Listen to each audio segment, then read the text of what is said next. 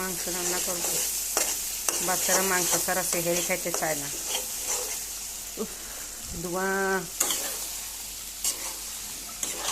একসাথে কষা ফেলাবো।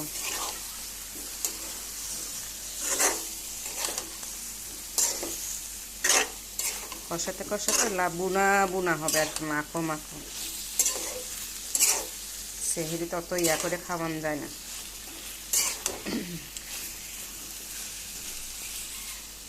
আছে আর রোজা দুইটা কই, কালকে একটা আর কি। কালকে তো চান রাত। কার কার বাবুরা মাংস ছাড়া সেহেরি খায় না বলেন তো? সব বাচ্চারা মনে হয় এই।